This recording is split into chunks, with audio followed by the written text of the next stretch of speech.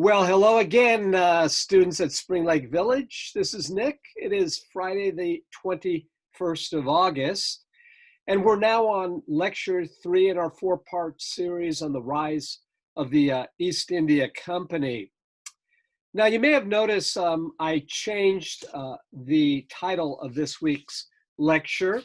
So up to this point, the East India Company had really operated as a business or commercial enterprise. But as we will discover in the early 18th century, the East India Company would become increasingly imperialistic, which is why I changed the title from Mughals, Maharajas, and Nabobs, all of whom we'll discuss as we move forward. But the new title, I think, is a little bit more appropriate. From corporate trader to raider, the East India Company's quest to control India. The Nawab of Bengal in 1756, a man by the name of Siraj ud Dowlah, would describe the East India Company very appropriately with this quote that you see in front of you. "The British are a swarm of bees from whose honey you might reap profit, but if you disturb their hive, they might sting you to death." Quite a apropos description. So as we discussed last week, the East India Company would take advantage of the decline of the Mughal Empire. And you might recall last week, the Great Mughal, the last of the great Mughals, Aurangzeb, died in 1707. During his reign, the Mughal Empire would reach its greatest extent territorially, but as a result of corruption from within, his very repressive policies against many other religious sects, in particular the Hindus, the Sikhs, etc. This would lead to the dissolution, the beginning of the decline of the Mughal Empire. So there were a number of reasons why the Mughal Empire declined, and the British were able to take advantage of this political situation. We talked about some of them last week regarding the invasions by surrounding principalities and other rising polities. But there were other aspects of the Mughal Empire which would lead to its decline. So as we alluded to, the policies of Aurangzeb and subsequent rulers no longer designated great Mughals, but later Mughals. Many of them were simply incapable of keeping the empire together. Many of them were very, very dissolute and really bent on just assuming as many riches as possible. They lived many decadent lives, just smoking opium and carousing with women of the court. And within the court, there were a number of corrupt nobles as well. In addition, the once great Mughal military machine was in decline as well. It really had been based, the structure of the army had been based on an old feudal system. Well, there had been so many advances on the battlefield. The Mughal rulers were no longer able to fight against more superior armies. Also, as we mentioned, during the reign of Shah Jahan, of course, the famous builder of perhaps the most magnificent Mughal monument, the Taj Mahal, although his period represents the last flowering of Mughal culture. It also signaled an economic decline. He really exhausted the resources of the Mughals. And so we see economic depletion. And then following the death of Aurangzeb in 1707, we start seeing wars of succession. There was no real ruler to come to the fore, so we see these great internecine battles ensue between claimants to the throne, etc. And then, as we mentioned last week, invasions. So as the Mughals were unable to defend their frontier and their borders, we find the Persians penetrating the Mughal Empire from the northwest. So the attack by the great Persian conqueror, Nadir Shah, in 1739, he took the great city of Delhi here. So that was sort of the last refuge of the later Mughals.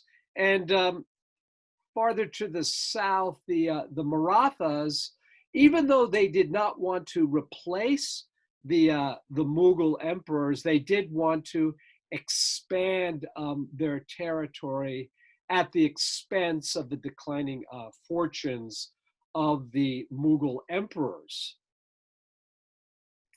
So this very colorful map sort of shows the breakup of the Mughal Empire in the 1700s and the 19th centuries. So down here you see the great kingdom of the Deccan.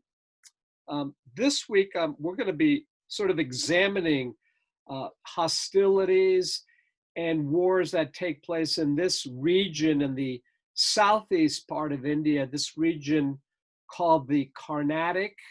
Also, we'll be discussing some of the most important political events taking place in the great industrial power base of the Mughal Empire. Of course, that is Bengal.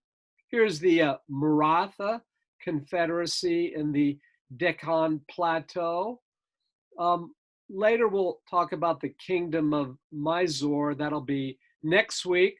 Of course, the Persians from the northwest and these other smaller Hindu principalities that will begin more and more to carve out their own kingdoms at the expense of the declining fortunes of the Mughal Empire. So last week we also discussed the French, the last of the great colonial powers to try to establish a foothold in the Indian subcontinent. They were, of course, about 60 years late in arriving in India, so about 65 years after the British established a foothold in India. The French arrived, and they had their own holding company, the equivalent of the East India Company, the so-called Compagnie, as we mentioned, or the French East India Company that had been launched by Louis XIV's Minister of Finance, Jean-Baptiste Colbert.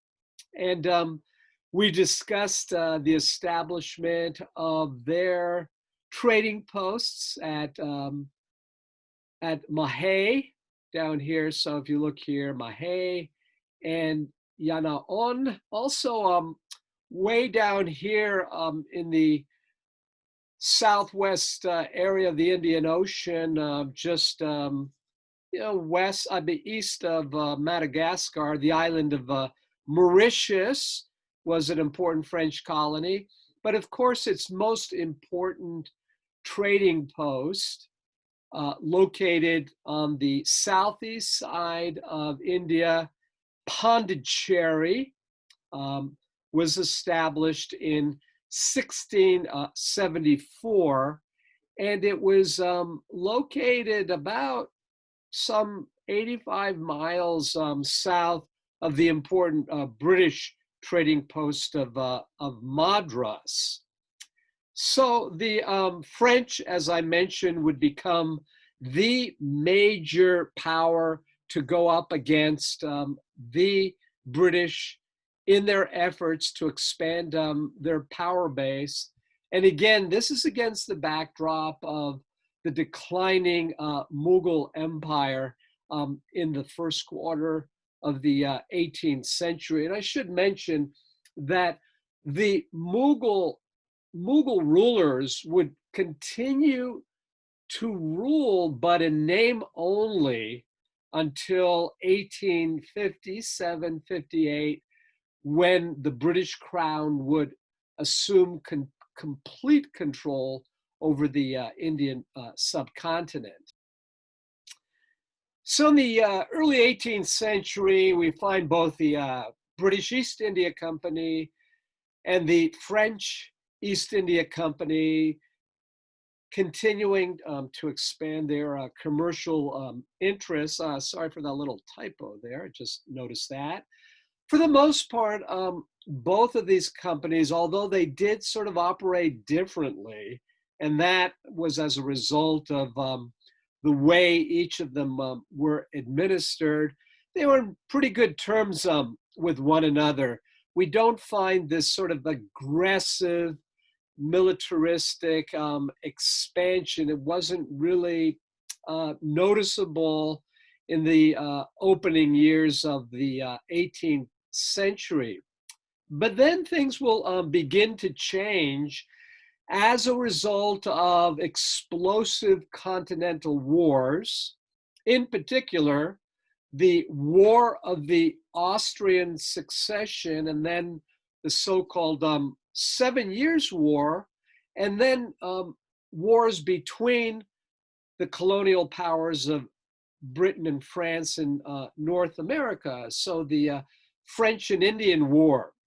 So these major conflicts had other theaters that were minor wars, but in many ways represented what was going on between Britain and France, who were on opposing sides in these continental wars. So the War of the Austrian Succession, very complicated war, having to do with the legitimacy of Maria Theresa assuming the Habsburg throne in 1740, and also the ascendancy of Prussia. We find France and Britain on opposing sides. And as I mentioned later, the French and Indian War, what was going on between France and Britain in the subcontinent as things become very, very tense, as these two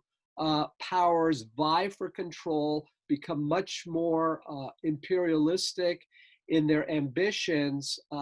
In many ways, this is both India as well as North America become the important centers of conflict between France and Britain. So in North America, of course, we know the history well of the great contest between British America, the colonies of British America, and New France for supremacy on the North American continent. So, as we mentioned, the Mughal Empire was fragmenting, various rising Hindu principalities and other smaller countries were beginning to carve up their polities at the expense of the Mughals. And so too were the British and the French exploiting the changing fortunes of the Mughal rulers. Now, as we know, the British East India Company was wealthier. They had been established for many years in India. They had a much more robust trading system. As we saw, so much of the revenue coming into England that even sort of kept the British economy afloat. Well over 50% now of the revenues entering into England were from India. Britain too had a better navy, a superior navy over the French. So we'll start examining now the hostility that take place between both Britain and France, and especially in the southeastern corner of India along this coastline, which stretched about 350 miles. It was called the Coromandel Coast, but it's also referred to as the Carnatic coastline.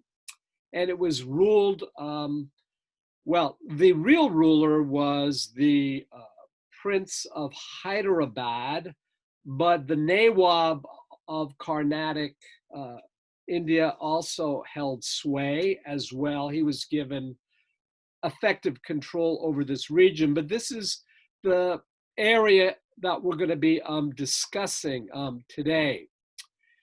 As I mentioned too, we have up the coast Madras here, which had been established in 1644, one of Britain's most important trading posts. And then about a little less than 100 miles down the coast, the most important outpost of the French, of course, Pondicherry, which had been obtained from the Sultan of Bijapur. This was the major trading post of the French, and it remained actually in French hands until I think around 1954. Well, here's a good map. So this green area, again, the Carnatic running along the southeast coast of India, this whole green area, these were under the rule of the viceroys of the Mughals. So again, the provincial governors of Hyderabad and the Carnatic region. And then we can see here in the pink, British territories here, Bengal, of course, the most important province formerly of the Mughals, now in the hands of the East India Company. Britain's important outpost at Madras, right here. And again, down the coast here, Pondicherry in the hands of the French. So at the beginning of the 18th century and the first half of the 18th century now, as we enter into the 1740s, both the East India Company and the French East India Company had their own agencies that were in charge of their disparate colonial posts. They had their own soldiers, and each of these companies, as we discussed last week, entered into alliances with the various native princes, which would change over time. So we begin to see hostility break out. So as I mentioned just a moment ago, in the very early 18th century, relations between both these economic entities were pretty amicable. I mean, there was not much hostility that took place. But then the outbreak of the War of the Austrian Succession and the 7 Years' War would sort of change the geopolitical map in India. So beginning in 1746, the political situation in India was stormy now and unsettled. Again, the Mughal Empire had broken up, and many of these native Indian factions were vying for control of various pieces of the fragmented empire. Many of the European trading companies, it weren't just the French and the British, but you also had the Dutch, The Portuguese, they were very limited now at this point in the 18th century, but other countries, even like Denmark, again, were trying to obtain holdings in the East India Company. The desire of many of the native princes to acquire Western armaments also would play a role. So hostilities would begin when French ships were attacked. Some were even captured by the British Navy along the Carnatic or the Coromandel coast. So this set off the beginning of a series of proxy wars. There were three of them that took place between 1746 and 1763, collectively known as the Carnatic Wars. Again, Carnatic being that territory along the coastline in southeast India. So the French requested the help of the Nawab of the region. His official title was the Nawab of Arcot. But he didn't provide any kind of military assistance. So the French turned to their forces on the island of Mauritius. And when those forces from that island colony arrived, they attacked the very important British trading post at Madras up the coast from Pondicherry. It's during the Carnatic Wars that we see the superiority of European weaponry at this point. So, for example, the French could provide their soldiers with the latest muskets that could fire some 20 rounds per minute. In the future, superior military technology would have dramatic results when combined with the British desire to further exploit the wealth of the Bengal region. So when the French forces attacked Madras, a number of the British soldiers and officers that were stationed there were able to escape, but some of them were taken prisoner, including one Robert Clive, at that point a mere clerk in the East India Company. But as we will soon discover, Robert Clive will become a British hero, although today, of course, he's a very controversial figure who in many ways is seen as the imperialistic ruler par excellence. And the French too will have their imperialistic protagonist that will come to portray French imperial ambitions in the subcontinent. Once Clive was taken prisoner, they were able to escape, and Clive, as well as several thousand British soldiers, some 6,000 to 6,200, attacked the important French trading post of Pondicherry in 1748, but they were unsuccessful, especially with the arrival of the monsoon season. But the British and French decided to negotiate a peace during which, the terms of which return Madras to the British. So this was the end of the so-called First Carnatic War. Here you have a couple of maps. You can clearly see the Carnatic region. Two maps here. This is the Carnatic region. Here's Madras again, and down the coast, Pondicherry. So now a very able French general will emerge on the scene by the name of Joseph Francois Dupleix, who would transform the French East India Company from a commercial enterprise into a military machine.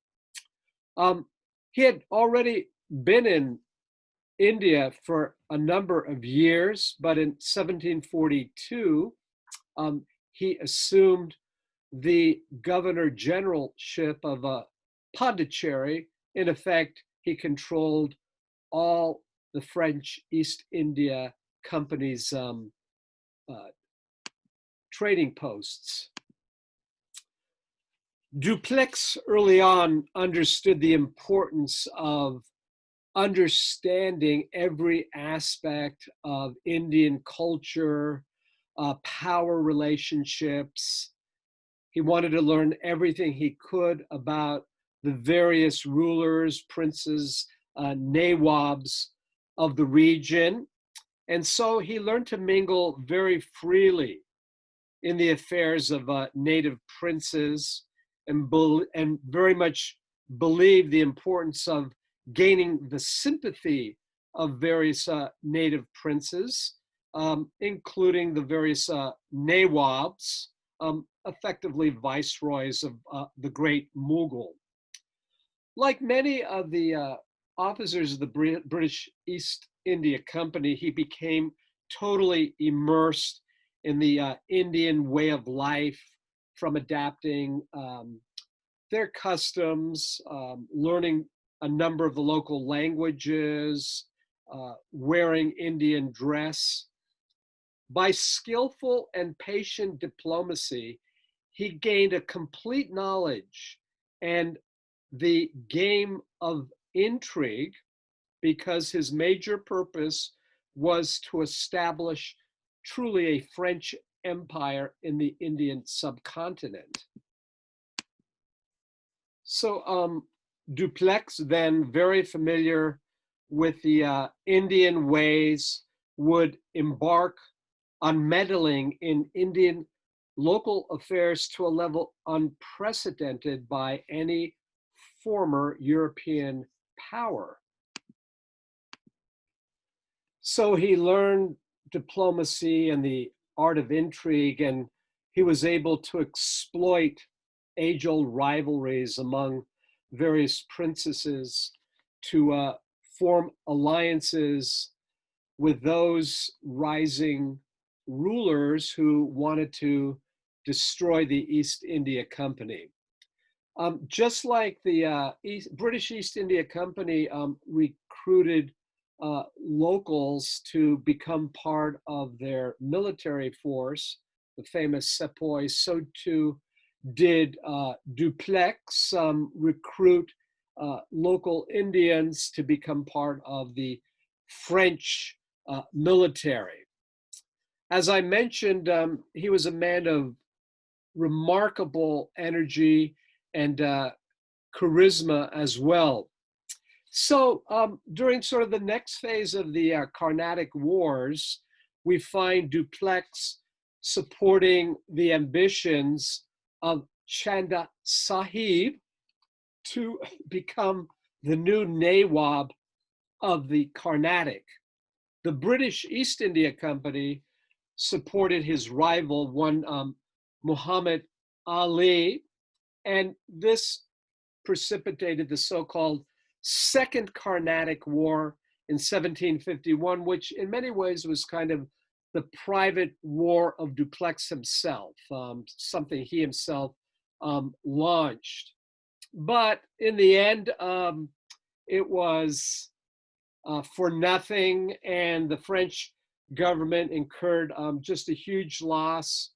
And also at the same time, they were fearful of the loss of New France in North America, so they sued for peace 3 years later. But the English, in the meantime, did not want to have to deal with Dupleix anymore. And as part of the peace negotiations, he had to return to India, where he ended up dying basically in ignominy and also bankrupt as well. So again, you might remember that this lecture series was inspired by the PBS series Beecham House that finished running a few weeks ago. Now, the French and the British would still be at it near the end of the 18th century. This, of course, is a fictitious story, but as I mentioned, the historical backdrop is for the most part true, but the characters are fictitious. But this way is kind of emblematic. You see these two very determined men on the right. Tom Beecham, former officer in the British East India Company, which he now hates. And on the left-hand side, this fictitious French general Castillon, who opposes Tom Beecham and the British East India Company. These two will clash. So the conflict between Pondicherry and Madras, as well as between Britain and France, respective Indian allies, were really part of a much larger struggle, as I mentioned. So over the 18th century, these two great European rivals would be clashing all over the world, drawing many local powers into conflict. This included the globe-spanning 7 Years' War, which was fought from about 1756 to 1763, in which the British would be soundly, which the French, I should say, would be soundly defeated by the British from North America to South Asia. So against the backdrop of the 7 Years' War, again, which began in 1756, the British were very worried about French penetration along the Coromandel coast or the Carnatic coast. So they began to build up their fort in Calcutta, which at this point had come to become the stronger trading post of the British, a real rival to Madras down the coast. So as the British were building up Fort William in Calcutta, the Nawab of Bengal was very concerned, very, very angry about this buildup. And he decries, he says, you have no business, British, fortifying even more this outpost. So a very angry Siraj ud Dowlah sends in some 30,000 troops in June of 1756 to attack the British stronghold at Fort William. And after about 3 days of very fierce fighting, the forces of the British East India Company have to surrender, and prisoners were sent to a small holding cell, a prison called the Black Hole of Calcutta. So following the surrender of the garrison at Calcutta, British prisoners are taken to the infamous Black Hole, as well as the British commander by the name of John Halwell.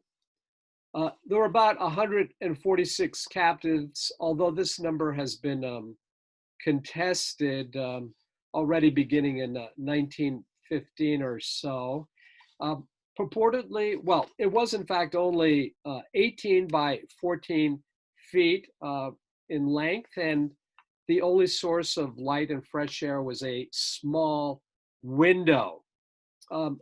According to a firsthand account, only 7 23 of the 146 captives suffering from dehydration, etc., survived this horrible and, as described, very horrific event that took place. But the incident at in Calcutta, the how the prisoners were treated became a very good weapon of propaganda back in England. Once the British discovered what had happened, many of the MPs in Parliament, many in the merchant class of the British East India Company saw this as a great opportunity to justify the conquest of Bengal. So it was a very important event now in the change from the British East India Company from being simply a commercial enterprise into an all-out militaristic, imperialistic force.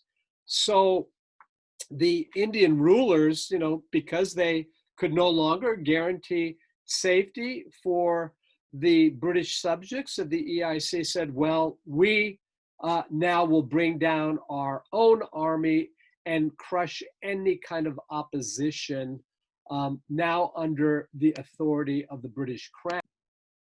So now begins the epic rise, the meteoric rise of one young, impetuous, audacious military officer by the name of Robert Clive, who will go down in British history as truly symbolizing British imperialism in the Indian subcontinent.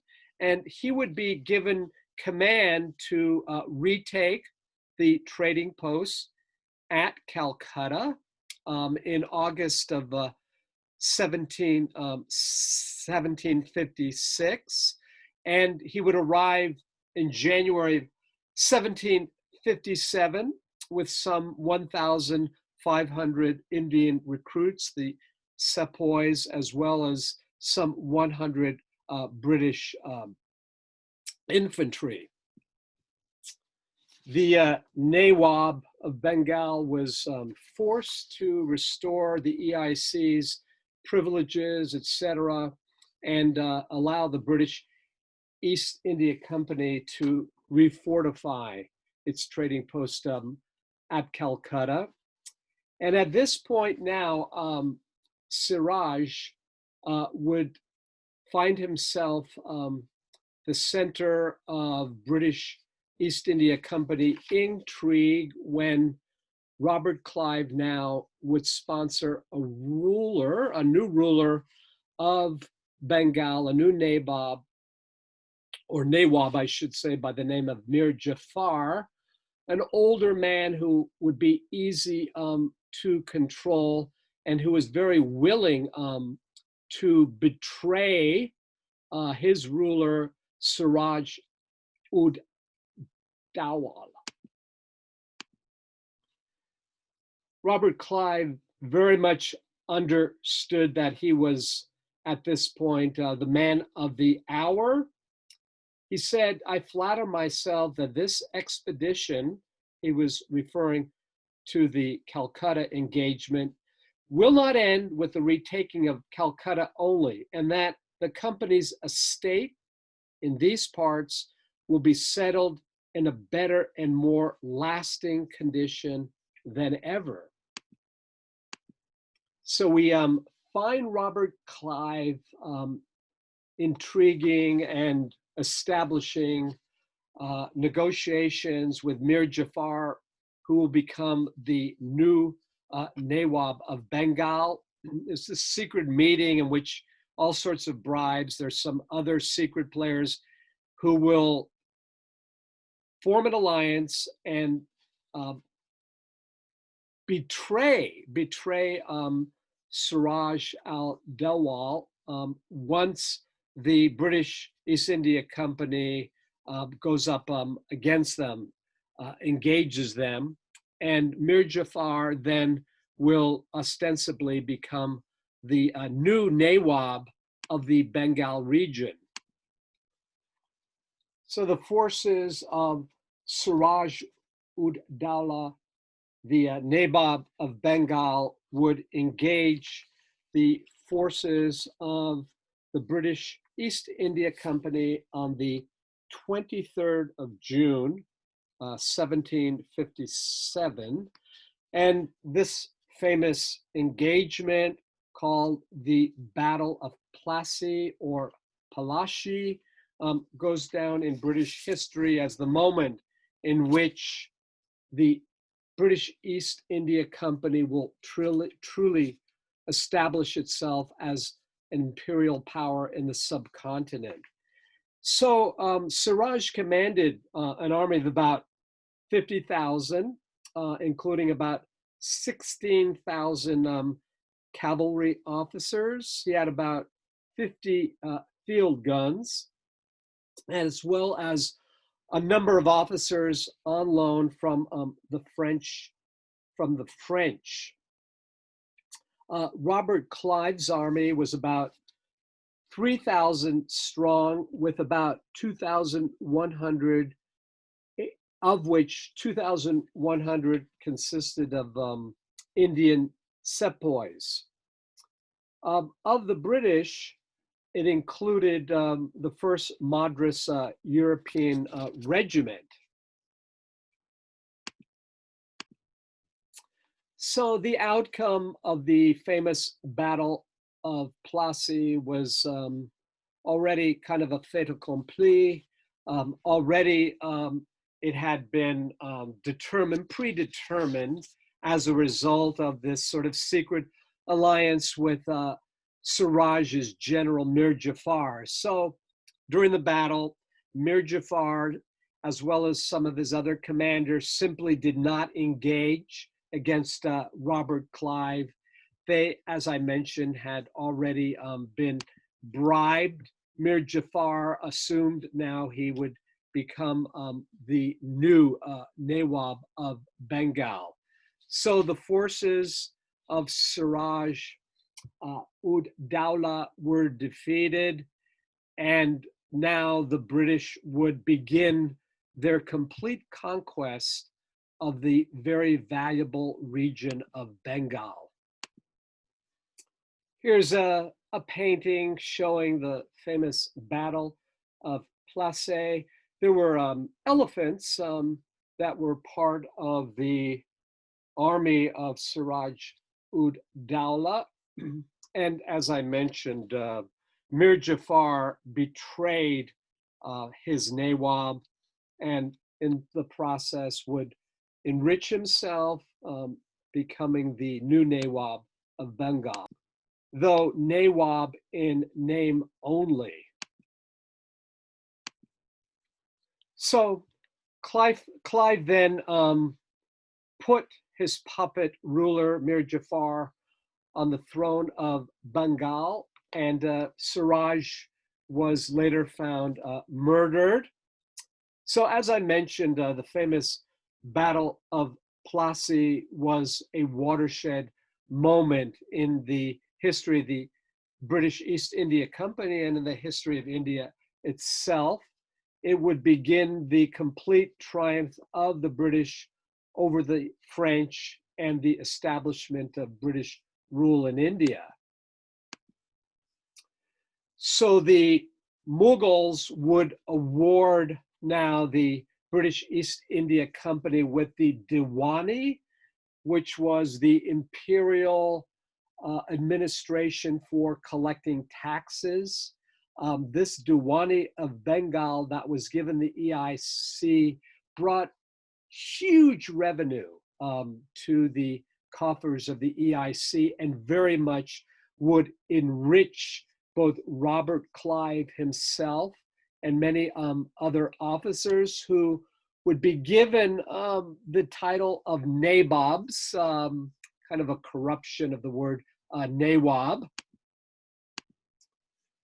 This was a region of 10 million Bengalis, and it marked a period of just unbridled exploitation of this very valuable territory, really the point in which many Bengalis will suffer as the British shake the so-called uh, pagoda tree. And it's from this plunder, this rapacious activity of the East India Company that the word loot is introduced into the English language, originally from the Sanskrit, simply means plunder, hence the word loot.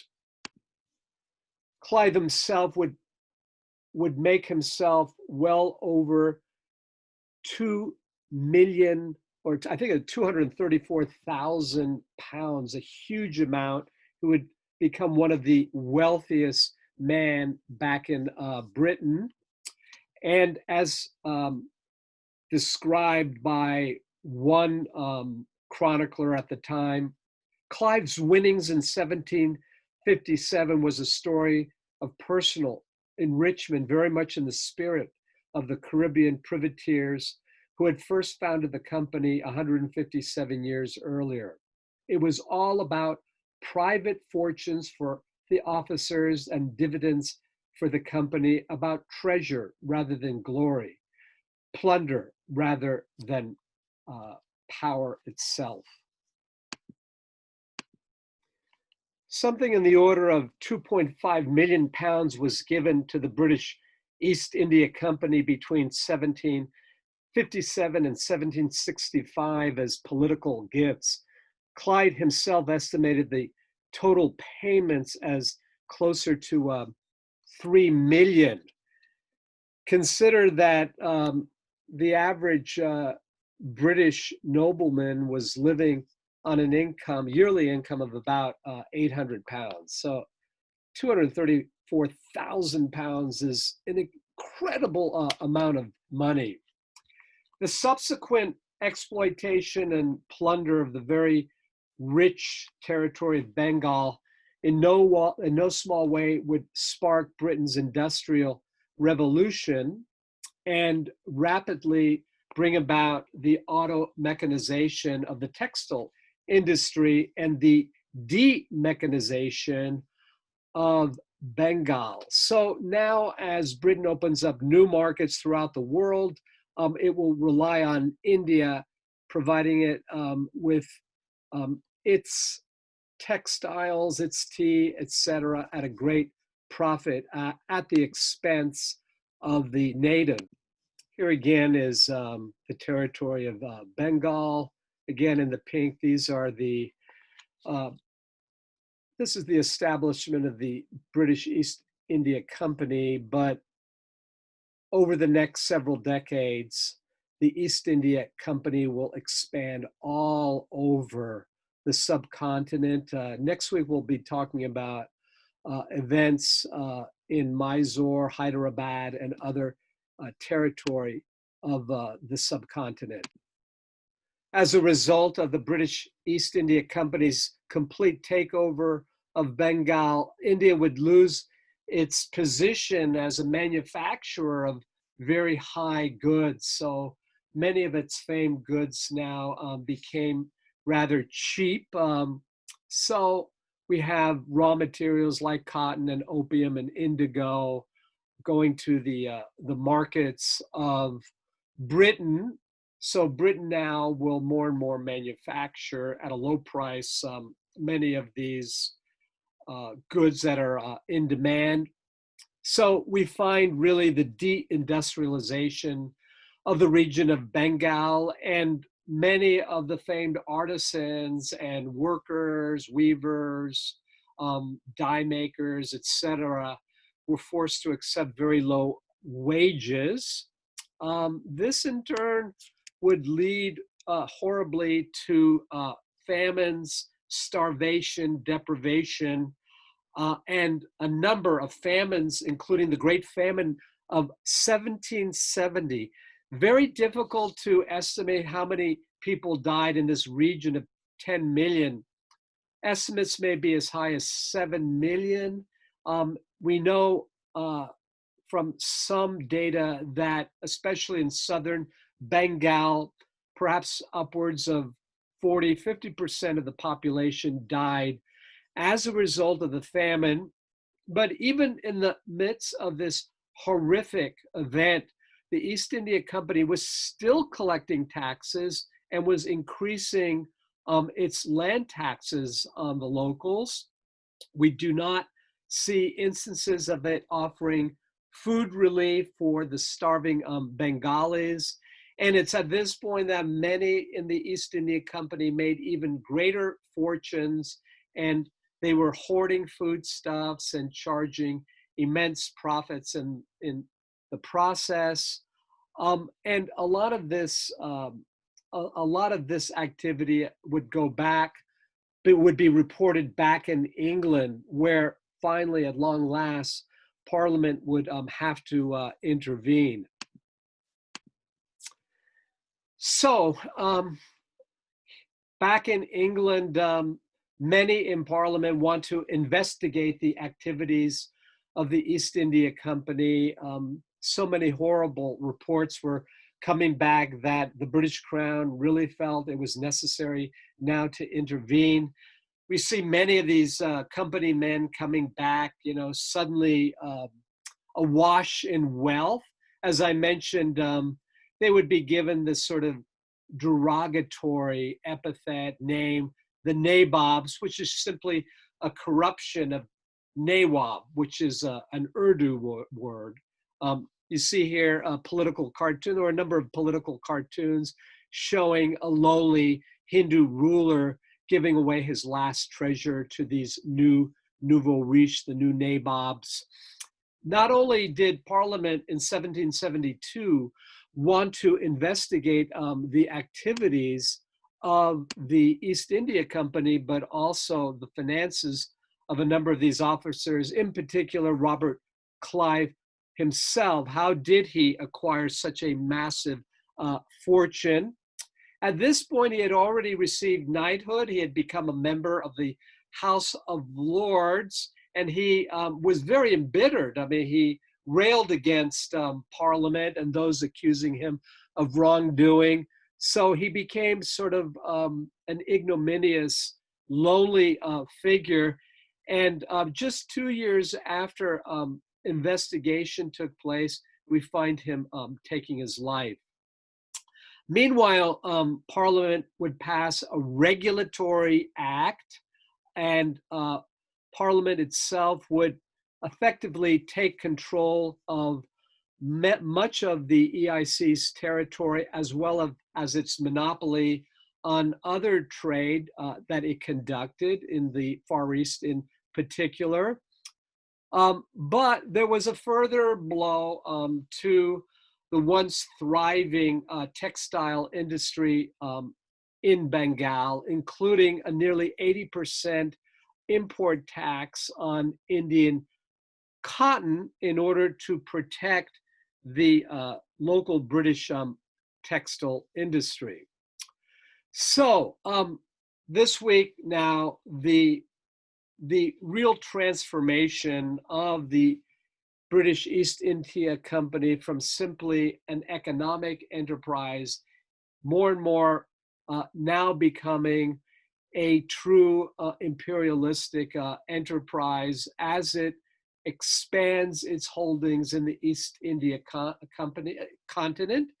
Next week, then, we'll conclude as we examine further territorial expansion in the subcontinent, especially in the south, the eventual rise of local princes trying to resist further expansion by the East India Company, and finally the great mutiny of the Sepoys in 1857. We'll wrap it up next week, so take good care of yourselves and look forward to speaking to you next week on the 28th.